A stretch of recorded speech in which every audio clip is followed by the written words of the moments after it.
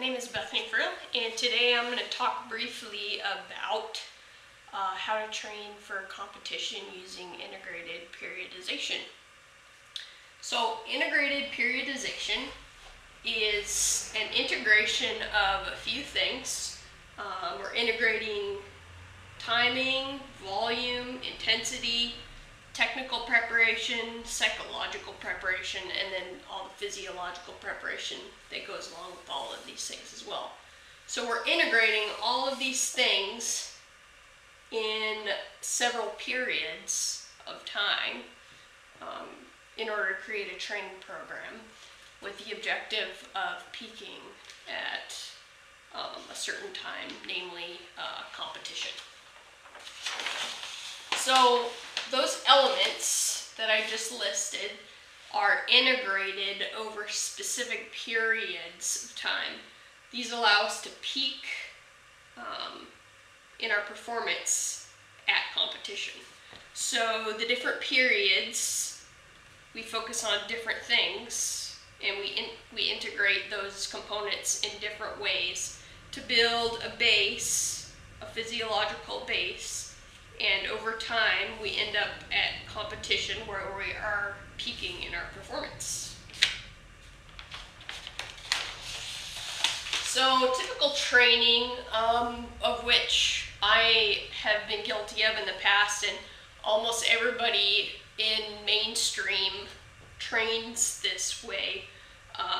They'll just almost aimlessly exercise, or just consistently train twice a week without real objectives necessarily. Not meaning like I want to nail this trick, but no specific objectives to their training. So they're doing the same thing over and over again, week in, week out. And so that training, instead of a pyramid, looks more like this. And with this type of training, it's always the same, so we get no peak. We get, instead of what people kind of like to think they are maybe doing is being their best all the time, we kind of get more of a mediocre performance all the time. So your performance is kind of flattened out over the whole time instead of peaking at competition. So integrated periodization looks like this. It consists of 3 different phases. One is called the transition phase, which is a transition after competition. It's a time of rest and rejuvenation, active rest, and recovery for your body. But I'm just going to focus on the other 2 right now. The first one is the preparatory phase, which is broken down into 2 sub-phases. This is the phase that takes up the largest percentage of your training period, which is usually a year, but it can vary. So first is the general preparatory phase. That's at the base of the pyramid because that's when we build our physiological base, which everything else builds on. A lot of pole athletes get injured, like tendonitis, for example, in your elbow. They get that because they haven't built a physiological base in their tendons. Their tendons aren't ready. They don't recover as quickly as the muscles. So when our muscles are ready, we tend to go and work out really hard, but our tendons aren't ready. So the general prep phase addresses that, gets our whole body ready.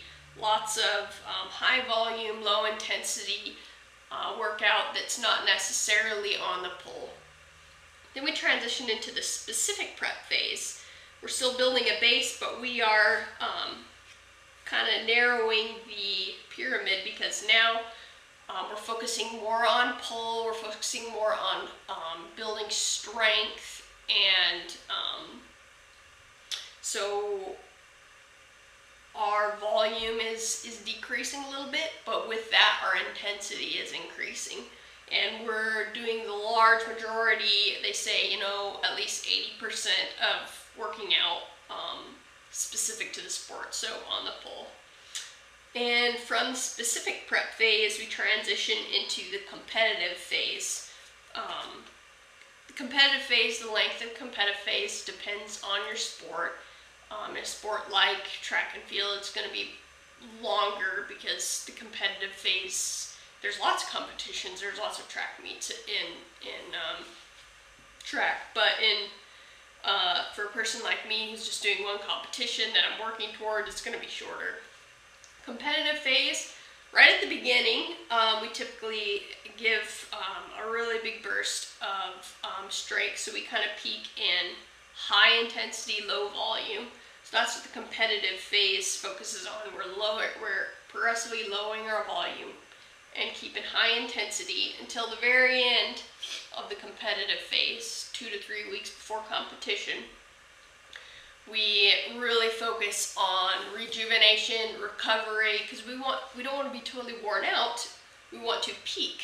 So we stress our body, and then the last bit, we rest, we recover, we focus on psychological preparation, imagery, positivity, those things, until the actual competition. And at that point, we've totally built up all the way that we've rested, and we're ready to perform at our best.